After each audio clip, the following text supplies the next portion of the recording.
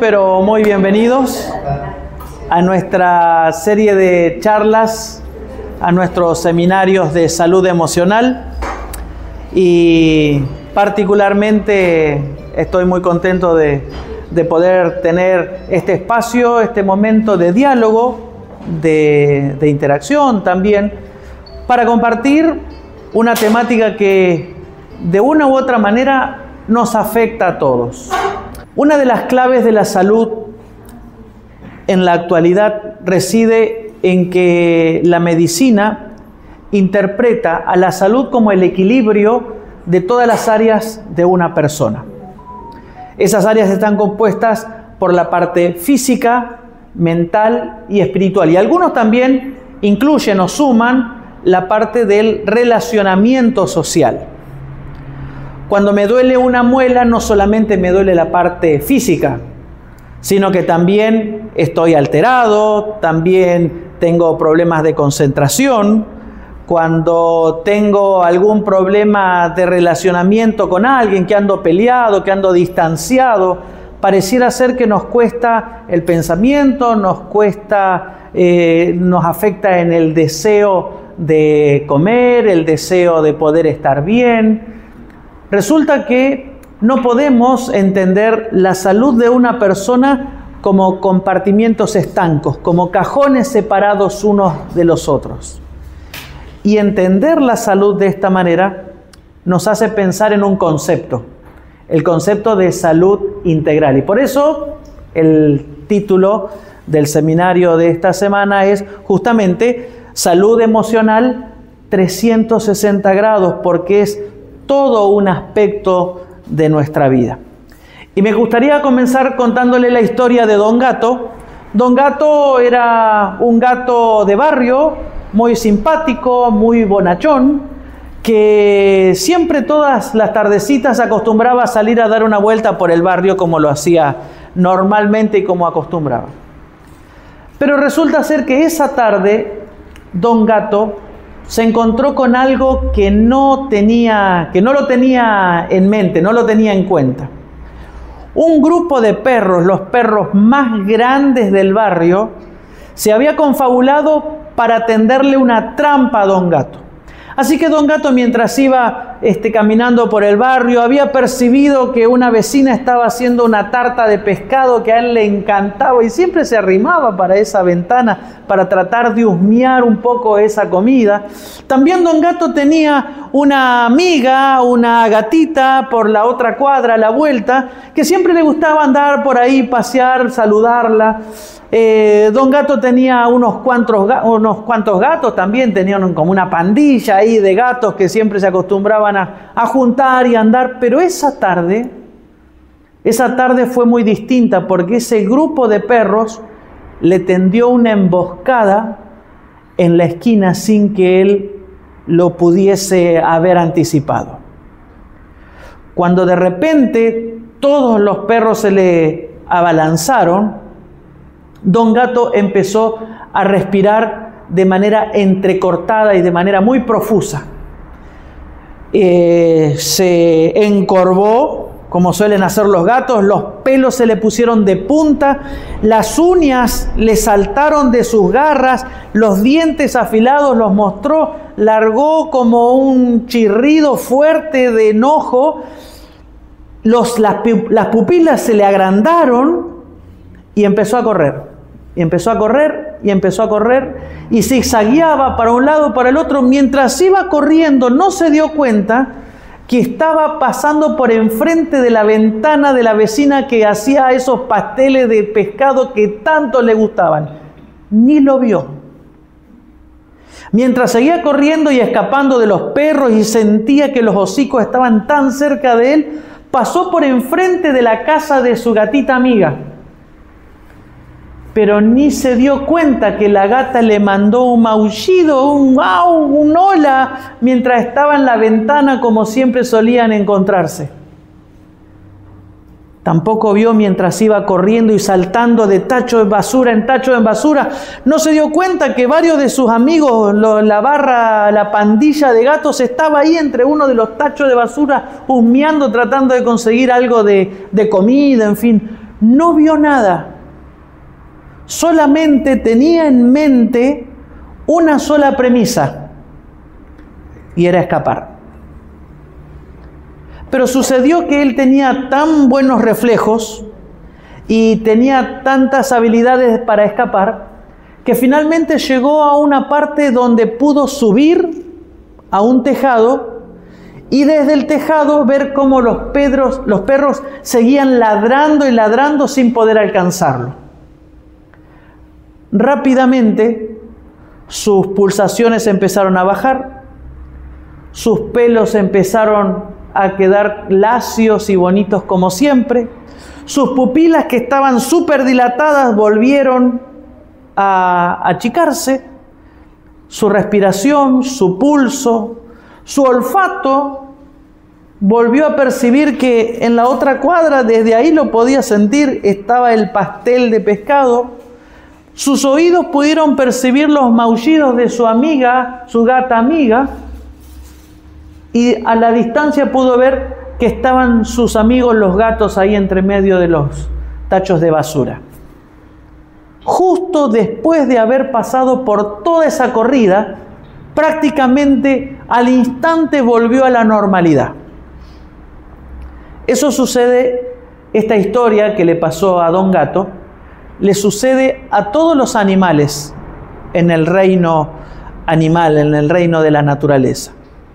Ante una situación de estrés, de peligro, su organismo reacciona de tal manera para librarse, para luchar, para darle todas las herramientas para luchar contra ese enemigo que se le aparece de golpe.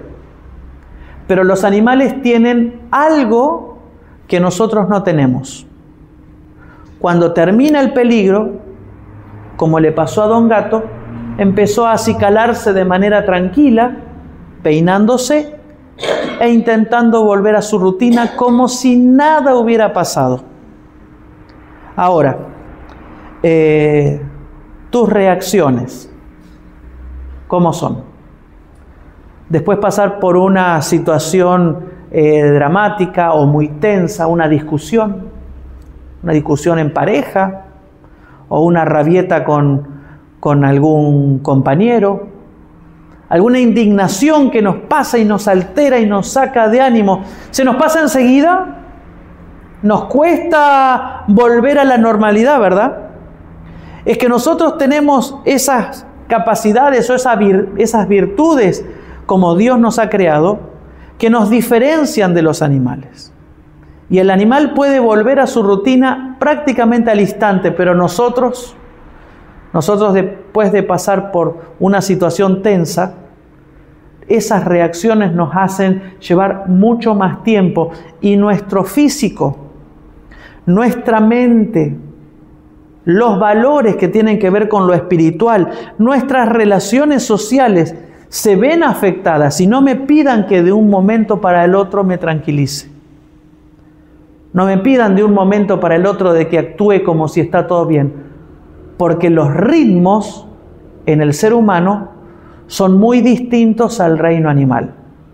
Y la pregunta que hoy vamos a intentar responder tiene que ver con esto: ¿cómo controlar nuestras reacciones para que, pasado el momento de acomodo que normalmente nos asalta sin avisar, cómo mis reacciones pueden volver a tener un ritmo o a tener una tranquilidad, cómo volver al estado de paz, al equilibrio, a la armonía, después de pasar por esos momentos? Sucede que el estrés es una reacción que puede ser tanto individual como colectiva. Cuando es colectivo, cuando es respecto de una masa, hay como una movida mucho más profunda, mucho más grande. Cuando un problema es con uno solo es una cosa, pero cuando ya todos empezamos a pelearnos, a charlar, a criticarnos, o sea, como que se potencia todo, ¿no? Bueno, el estrés es la reacción que puede ser individual o que puede ser grupal. Hoy en día se habla del estrés colectivo, no solamente de una persona. Una familia puede estar bajo los síntomas del estrés. Un grupo de trabajo en ese lugar puede estar por situaciones de estrés. Los sociólogos hablan de que comunidades, sociedades enteras pueden estar bajo la influencia del estrés. Y díganme si eso no pasa tranquilamente en nuestros lugares, donde pareciera que no solamente es una persona la que está enloquecida, sino que la familia, la ciudad, el país, están todos locos. Están todos como Don Gato en medio de la persecución, con los pelos parados, mostrando las garras, los dientes, atacando a quien se aparezca y tratando, como si fuese una selva, tratando de subsistir, no importa a quién tenga que pisar o a quién tenga que dañar o a quién tenga que pelear. Ese estrés es la forma de adaptarnos ante las cosas que van sucediendo y que nos sacan de la comodidad o que nos sacan de la expectativa. Muchas veces uno se había hecho la expectativa de que nuestra vida iba a ser algo, o que vamos a ir a una reunión, a una fiesta, en cualquier lado, y uno se hace una idea de cómo va a ser. Pero de pronto nos damos cuenta de que no era como yo lo había pensado y entonces nos desacomoda.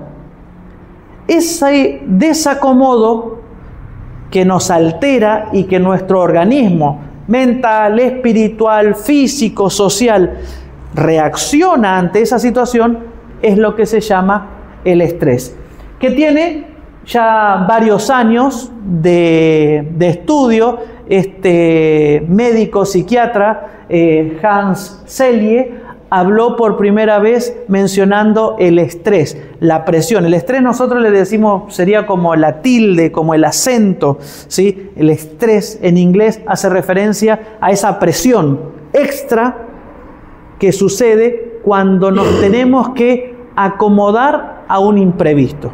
Ahora, si entendemos esto, también tenemos que entender, y estamos un poco acá con esto, que ese estado de lucha, ese estado de pelea o de irritabilidad constante, no solamente nos ayuda para poder subsistir, sino que llamativamente también hace que todo el sistema inmunológico de nuestro cuerpo también decaiga, también baje las defensas de nuestro organismo, porque estamos acelerados, porque estamos en lo vital, porque estamos en lo básico, estamos en automático cuando andamos estresados. Y lo que normalmente suele suceder de una defensa alta, ¿no te ha pasado que te resfrías cuando andás pasando por momentos difíciles, o alguna rabia, o tristeza? También puede ser. Cualquier situación nos baja las defensas.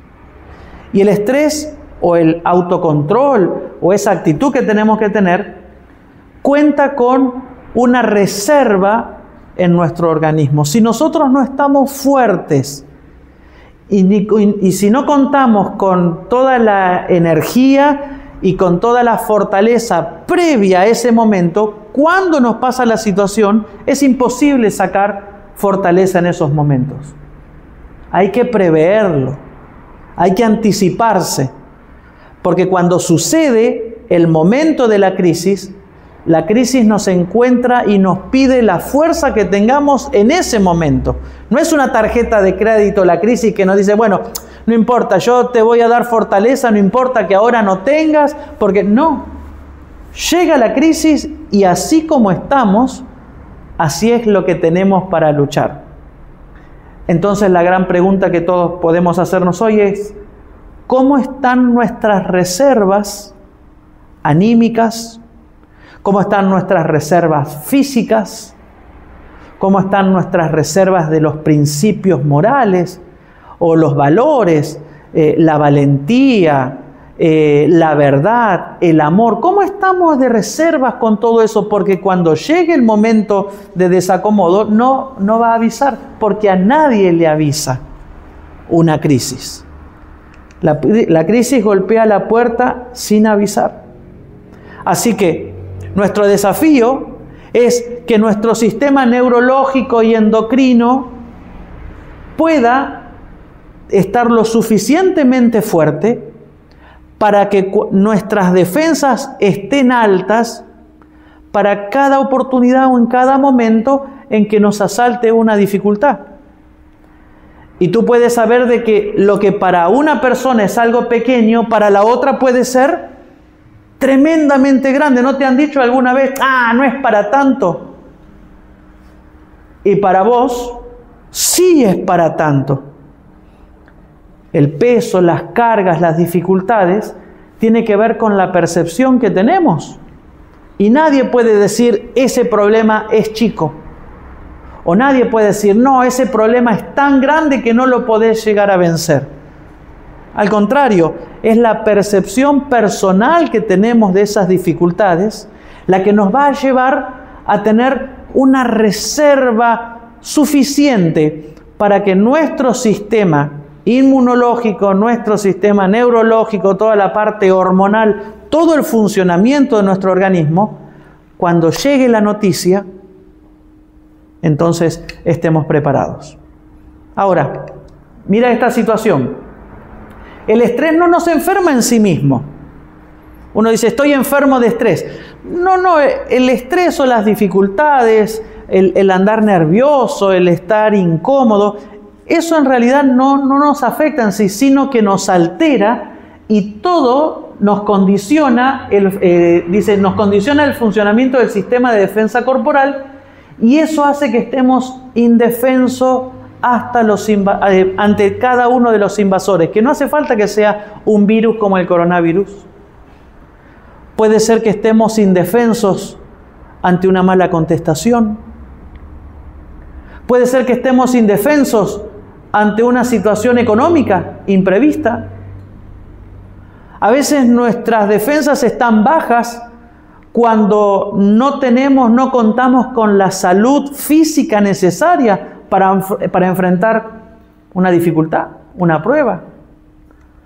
Todo pasa por saber cómo están mis reservas para afrontar esos agentes que nos invaden y que nos atacan. Hay distintos tipos de estrés. El estrés es necesario. El estrés en una zona buena, adecuada, nos ayuda para levantarnos todas las mañanas cuando suena el despertador. El estrés nos ayuda a tener que hablar con alguien cuando me cae mal y le miro la cara y no me llevo muy bien. El estrés me ayuda a poder enfrentar los desafíos del día a día. Pero cuando esa carga se maximiza, viene la zona de distrés o hiperestrés. Cuando ya está muy por encima esa presión, cuando está muy por encima de los niveles necesarios para poder enfrentar eso. Y suele pasar que de la zona del estrés natural, la primera reacción es ir hacia el distrés. Y cuando pasa un determinado tiempo donde nuestro organismo está batallando en esa región de distrés, ¿qué es lo que pasa? Caigo y voy a la zona del poco estímulo. Ahí es cuando pierdo las ganas, ahí es cuando me enfermo, ahí es cuando me desanimo, ahí es cuando me empiezo a autoagredir, cuando no hay fuerzas para continuar. Y a veces uno va a trabajar con la cara larga, o a veces uno tiene que, encontrarse con los demás y simular y colocar una sonrisita como si nada pasara y por dentro va la procesión, ¿no? Pero cuando ni siquiera tenemos fuerzas para eso, ahí donde nos empezamos a autoencerrar. Y ahí es donde nos cuesta salir, porque la zona de hipoestrés es como una cueva, es una tumba en vida. Y la persona que está pasando por eso, por más que sea consciente de que está en esa situación, por más que le digan, dale, tenés que darle para adelante, no se soluciona de esa manera. Hay que atacarlo al problema o a ese momento de poca estimulación, la tenemos que nutrir. No con estimulantes, los estimulantes son un cachetazo que nos hacen levantar por tengamos o no tengamos fuerzas. En cambio, nutrir nuestra vida con aquellos elementos naturales que nos ayudan a salir de esa situación, siempre hablando en términos normales. Hay situaciones complejas y muy comunes donde se necesita la atención de un profesional. Incluso muchas veces una medicación para que de manera controlada y bien dirigida nos saque del hipoestrés y nos vuelva a la zona verde del estrés. Por eso es que cuando alguien está con depresión, no está tirado en la cama porque tiene ganas, o porque está convencido de que ese es su lugar, o porque no se da cuenta de que tiene que salir y levantarse. Realmente no puede, porque ni su físico, ni su mente, ni su espíritu tienen fortaleza, ni siquiera para levantarse de la cama. Y va mucho más allá del convencimiento. Así que teniendo esto en cuenta, todas las crisis tienen distintas etapas. Y puede ser que hoy estés pasando por alguna crisis, o guarda esta información para que cuando vengan situaciones problemáticas, por lo menos sepas cuál es el mapa del estrés o el mapa de la crisis que normalmente nos toca enfrentar. El choque siempre es inesperado, es el desacomodo. Puede ser un sachet de leche que se derrama y que te cambia el día entero. Puede ser la pinchadura de una rueda del auto. Puede ser una noticia triste que te desacomoda. Siempre en una crisis, la etapa del choque viene sin avisar.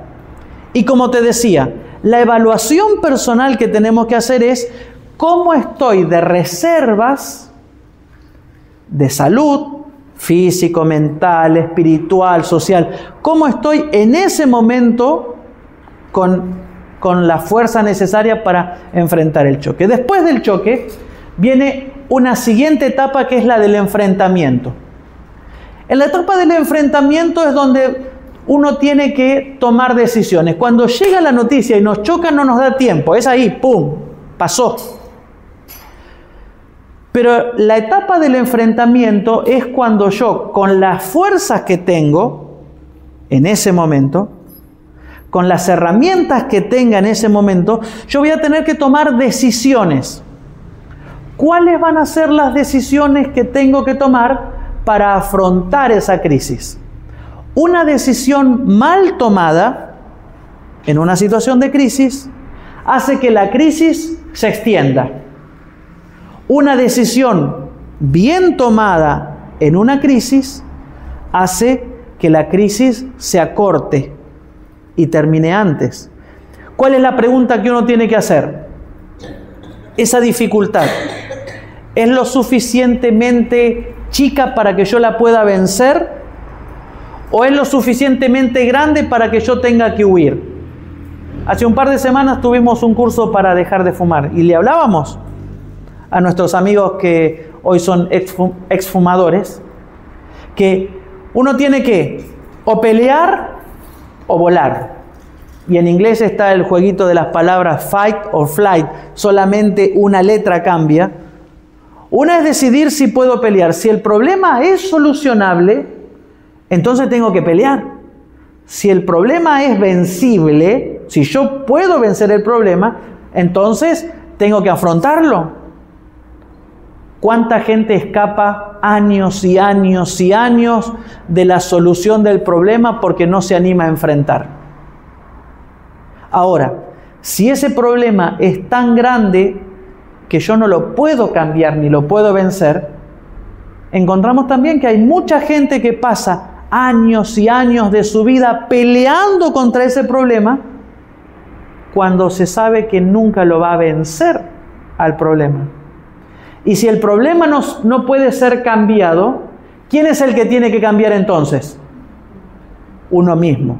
Pero no todos están dispuestos a cambiar, porque para cambiar se necesita tener fortaleza, particularmente en lo espiritual, en los valores, en tus principios de vida. Eso es lo que hace esa área de nuestra vida, es lo que permite que haya un cambio de carácter, que haya voluntad para tomar decisiones adecuadas y sabias. Por más que uno esté bien físicamente, por más que uno esté bien mentalmente, por más que esté contenido socialmente, si tus valores y principios no están lo suficientemente fuertes, no habrá ningún cambio en tu vida, en tu carácter, en tu personalidad. No tendrás fuerzas para vencer algo que vos sabés que está mal, que vos sabés que hay que cambiar o que sabés que tenés que escapar de eso.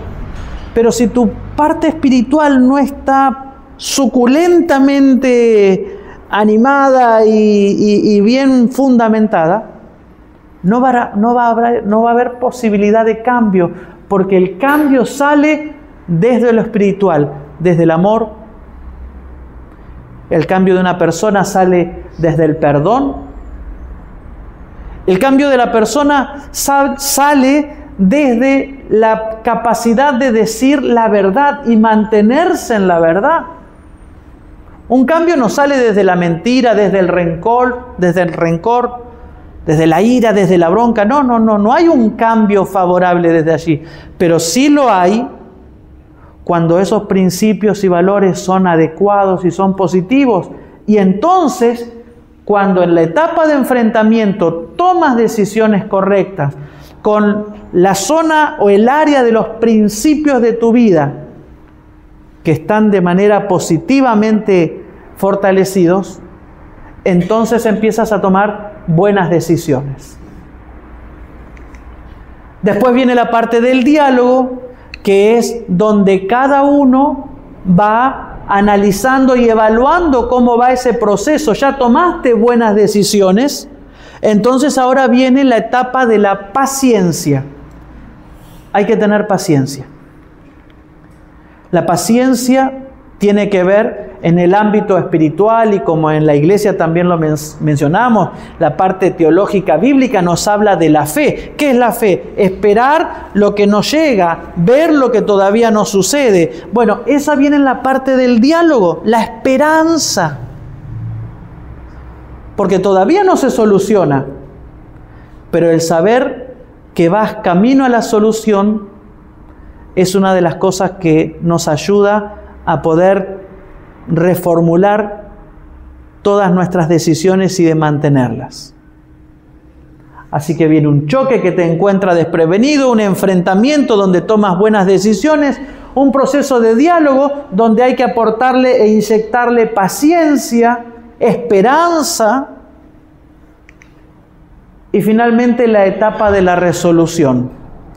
La resolución es el estado en que quedas. ¿Cómo finalizas después de una crisis? ¿Terminas corrompiendo tus valores? ¿Encontrándote como una persona peor? La resolución puede ser que te encuentre alejado, en soledad, en vez de estar acompañado. La resolución puede ser que te encuentre con el corazón roto, dolido y desconfiado de la gente. O puede ser que la resolución te encuentre una mejor persona, donde aprendiste a que las pruebas y las dificultades, incluso las crisis, pueden ser oportunidades para poder ser una mejor persona. ¿Qué sucede cuando una persona se da cuenta de que es mejor persona luego de una crisis? Ahí es donde empieza a cosecharse la paz. La paz que todo el mundo busca, pero que no todos se encuentran.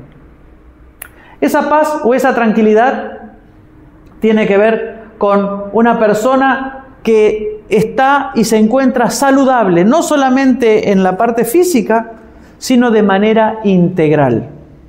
Y esa salud emocional que tiene que ver con toda nuestra vivencia, podemos decir que hay distintos pasos. Y yo les voy a compartir solo 4 pasos para poder aspirar a tener una salud emocional positiva, agradable, e incluso tener la capacidad de controlar nuestras reacciones, controlar nuestras actitudes cuando nos asaltan la crisis.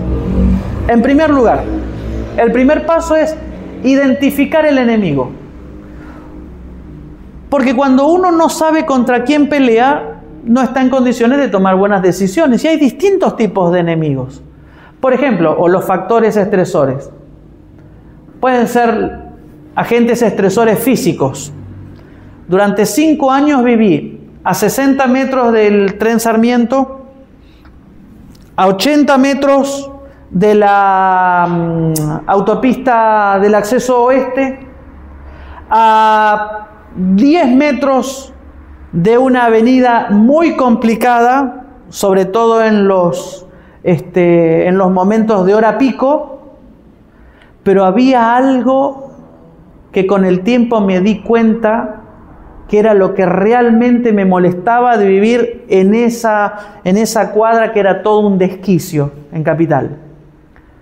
La campana del tren. Porque había un cruce a paso a nivel. Allí yo vivía a metros de la estación de Villaluro.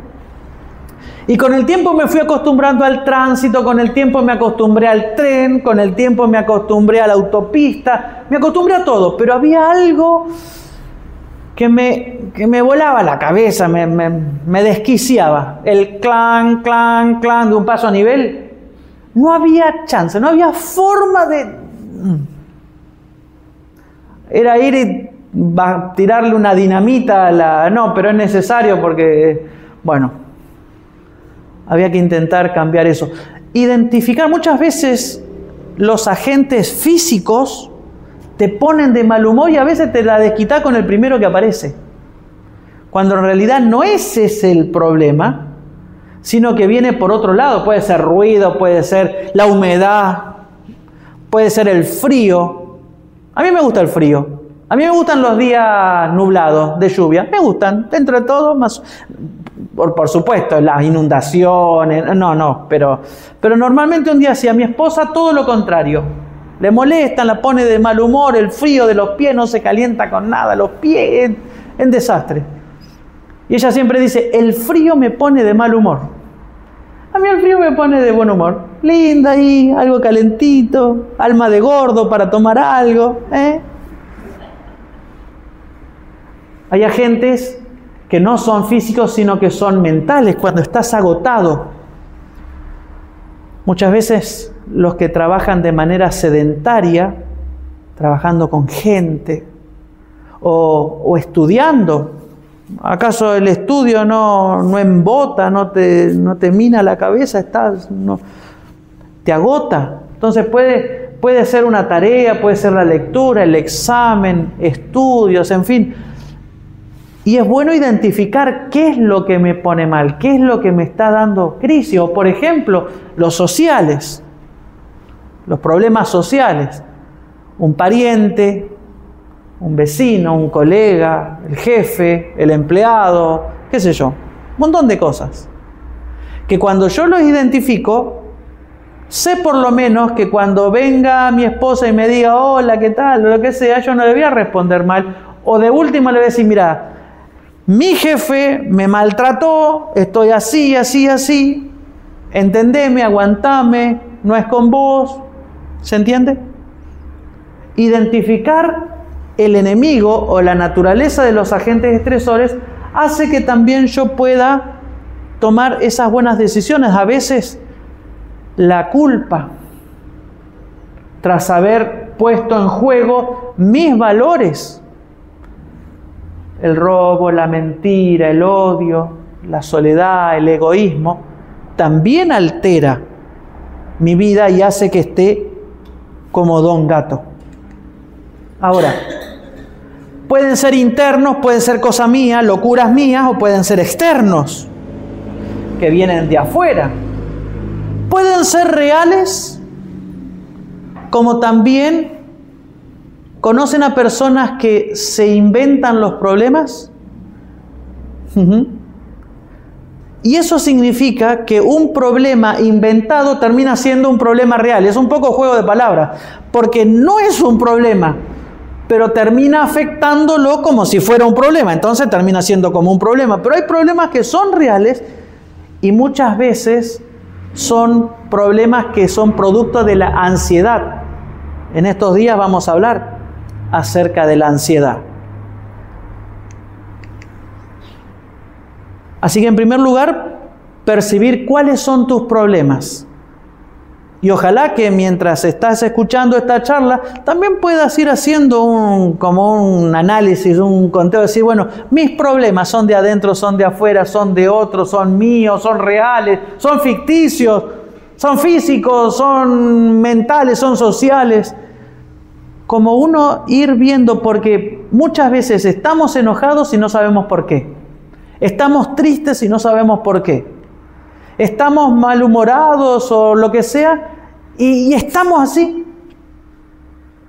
Pero cuán bueno es hacer una pausa y tener un momento y decir, ser conscientes del momento. Hoy se habla mucho del presente, del aquí y del ahora. Hay muchas terapias que tienen que ver con esto, con el aquí y el ahora. Y desde la parte teológica bíblica también se habla de la necesidad del aquí y del ahora, de ser consciente, de parar la pelota, de parar el auto y decir, bueno, momento, no vamos a seguir así. Y preguntarte, ¿cómo estoy? ¿Por qué estoy así? Y seguramente ese será un muy primer paso, porque la percepción es lo que te va a hacer que puedas tomar decisiones adecuadas. Dicen que la mejor manera de estar consciente en el momento presente es por medio de la meditación. Y que te lo diga un pastor puede parecer un poco natural o lógico. Pero cuando hablamos de meditación no estoy hablando solamente desde la perspectiva religiosa, sino que la meditación tiene que ver con un estado de relajación, de conciencia, de análisis mental, donde todo el organismo está comprometido para escuchar cómo estoy ahora. Por supuesto, le podemos dar el toque espiritual, bíblico, teológico, religioso que ustedes le pueden dar, por supuesto. Pero un atleta de alto nivel, de alto rendimiento, sabe que tiene que, antes de un gran partido, tener momentos de relax, de concentración, de análisis. La neurociencia, que hoy en día está tan de moda, se habla de los beneficios para todas las personas que al principio del día, al principio de la jornada, tiene que tener un espacio de tranquilidad, de concentración y de análisis de su vida y de lo que tiene que hacer para adelante. Y para los que tienen un poco de trayectoria en la parte eclesiástica o religiosa, ¿acaso no es eso el momento de meditación al principio del día, donde yo le cuento a Dios lo que me pasa, cómo me siento y le pido ayuda para lo que va a venir en el resto del día? Eso hoy la ciencia lo está confirmando y lo receta como necesario para poder tener una percepción que le escape al pasado, que se centre en el presente y que no esté pensando en el futuro. Porque la percepción, si la centramos en el pasado, la podemos tomar como un daño que ya pasó. No me puedo seguir quedando en lo que me dijo la semana pasada o lo que sucedió hace 2 años o hace 20 años. Tampoco puedo centrarme en lo que va a venir adelante, porque esto genera ansiedad y lo voy a tomar como una amenaza. Todavía no llegó. Es como que estoy peleando contra un enemigo, pero que no está presente. No, ni siquiera dio vuelta la esquina. Todavía no llega. Y vos te estás desgastando peleando contra eso que aún no sucede. No.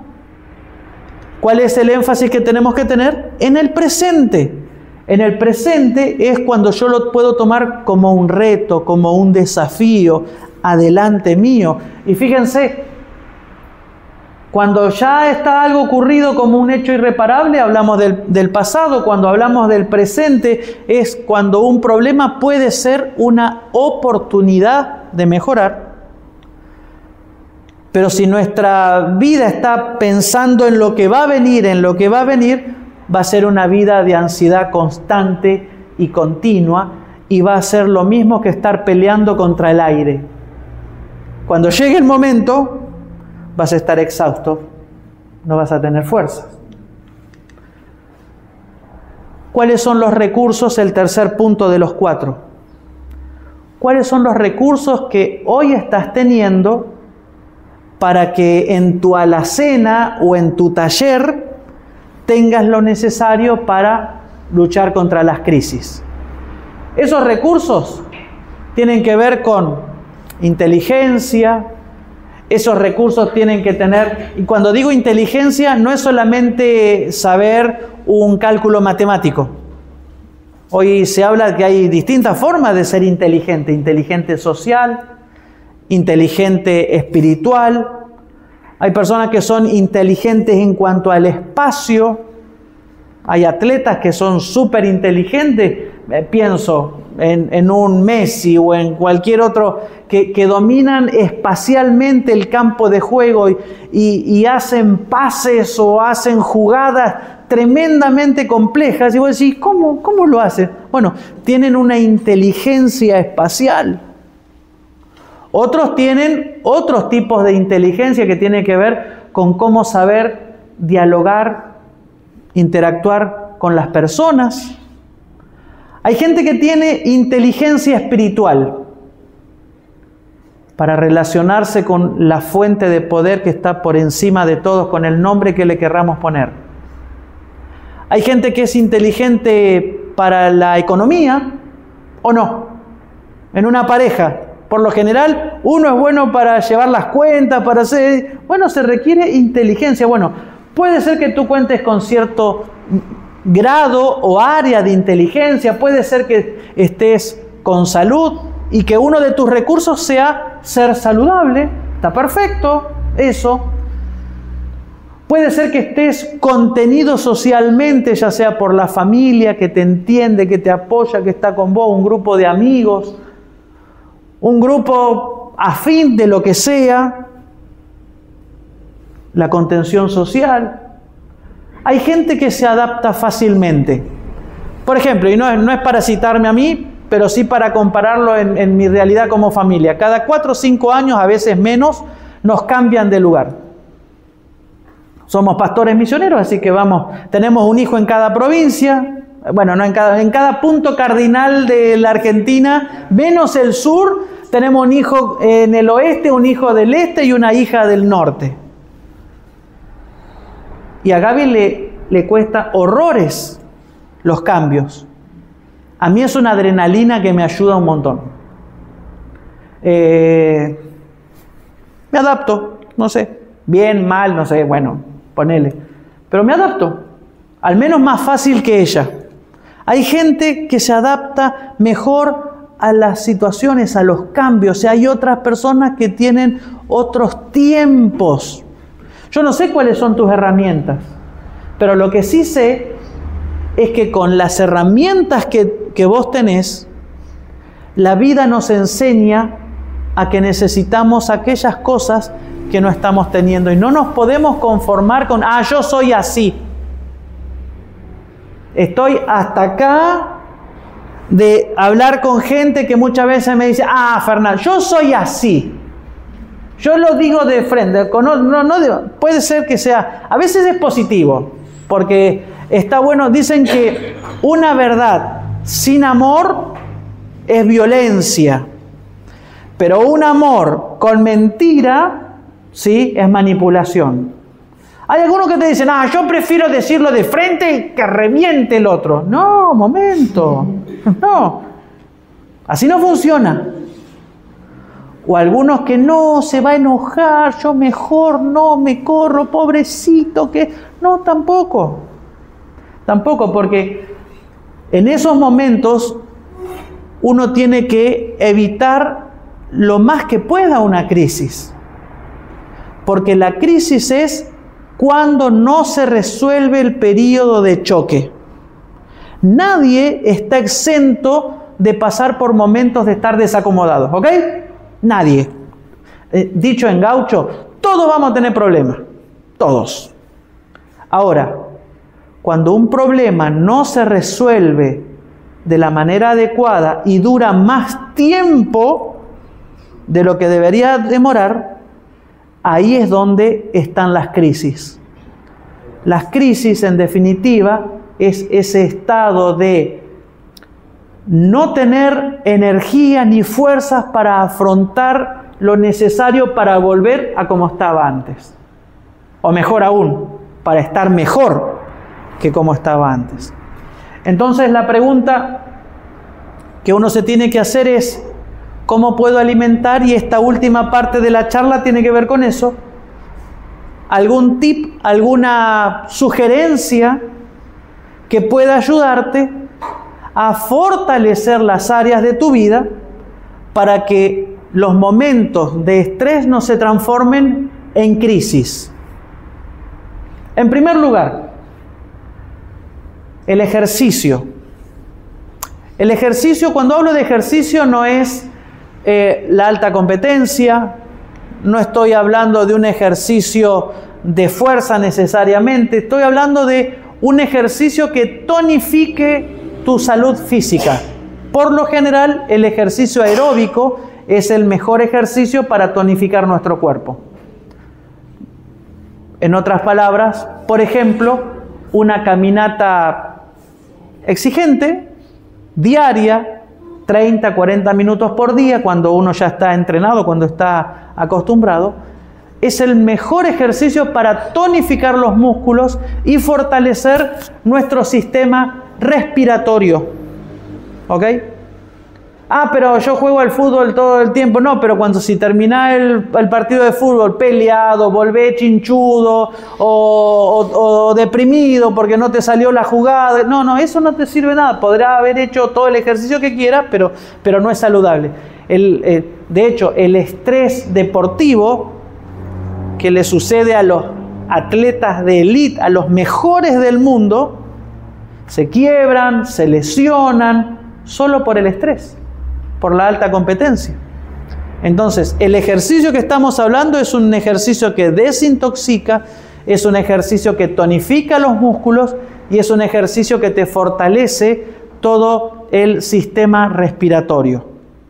O la caminata, para arrancar, para empezar. El descanso. ¿Cuánta atención le dedicamos al descanso? El descanso tiene que ver con calidad de sueño y cantidad de sueño. ¿Okay? Los estudios, hablábamos hoy de la neurociencia, los últimos estudios hablan de que el descanso es la parte del día o el momento del día donde se regenera la mente, el cuerpo, y que no sucede de otra manera solo en ciertos momentos del descanso. Somos seres diurnos, nuestro ciclo circadiano, que se llama nuestro reloj biológico, nos dice que a medida que se va bajando el sol, nuestra fisiología o ritmo fisiológico va bajando. No somos como las lechuzas, no somos como los animales nocturnos, como los roedores o como los gatos que de noche tienen los ojos bien grandes, las pupilas bien grandes. No, nosotros somos para vivir de día. Así que, ¿en cuál es el mejor momento para descansar y dormir? De noche. ¿Ok? ¿Cuál es el mejor momento de acuerdo a la estadística?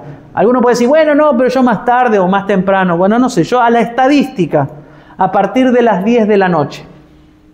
Es el mejor momento para conciliar el sueño, donde se produce el sueño profundo, donde está el movimiento de los ojos rápido, el sueño REM, que es cuando los ojos van de un lado para el otro, es como un reseteo mental.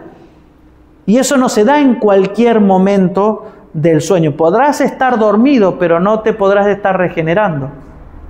Entre 7 y 8 horas aproximadamente, las personas más chicas, los niños, bebés, las personas más adultas, tercera edad, suelen necesitar menos tiempo de descanso. Pero en el gran panorama de todos, nos dice que entre 7 y 8 horas, temprano en la noche, para poder descansar de manera adecuada y producir en el sueño el reseteo y la regeneración fisiológica.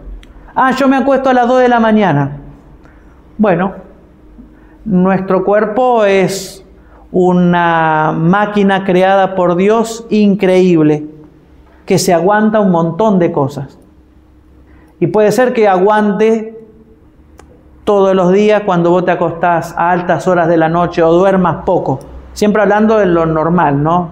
Condiciones puntuales, por supuesto, tienen su consideración. Pero aún así la pregunta sería, ¿qué pasaría si yo durmiera mejor? ¿Qué pasaría si yo me alimento mejor? ¿Qué pasaría si yo hiciera ejercicio? Si así estoy bien, supongamos, no hablemos de que después el cuerpo te va a pasar factura al final, ¿ok? ¿Y quién no quisiera vivir 5 años más, 10 años más? Pero aun cuando te sientas bien o como sea, ¿cómo te sentirías mucho mejor si hicieras introdujeras estos remedios naturales en tu vida? Apuntale a acostarte un poco más temprano, a tener momentos de relajación previos al sueño. Y si me dicen, bueno, ¿cómo? Bueno, mañana va a ser un día que no hay que faltar, porque hoy se tuvieron que bancar esta charla, pero mañana viene una parte práctica. Mañana viene Gabriela, que es kinesióloga, y ella nos va a estar compartiendo ejercicios de relajación, ejercicios de respiración, que ya los que vinieron o estuvieron para el curso de dejar de fumar, algo ya vieron. Entonces, entre relajación y respiración, ella nos va a compartir algo de hidroterapia también, que es cómo relajar mi cuerpo cuando estoy tenso. Ok, yo me acuesto a las 10 de la noche, pero tengo los ojos como 2 faroles hasta las 2 de la mañana. Bueno, hay técnicas de respiración, de hidroterapia que ayudan a relajar y a poder favorecer el descanso del sueño. Bueno, pero eso mañana, ¿ok? Hoy simplemente lo anticipo. Y el aire puro tiene que ver con la oxigenación adecuada de ese elemento tan especial que necesitamos en todo nuestro organismo, de la misma manera que el agua, el aire, para poder funcionar mejor, para poder pensar mejor, para poder vivir mejor. ¿Ok? Entonces, mañana vamos a hablar no solamente de cómo enfrentar las crisis, sino de cómo poder incorporar hábitos que nos ayuden a determinadas problemáticas que podamos tener. Y mañana vamos a responder una respuesta, que puede ser que la sepas o puede ser que te asombres. ¿Qué tipo de personalidad tengo?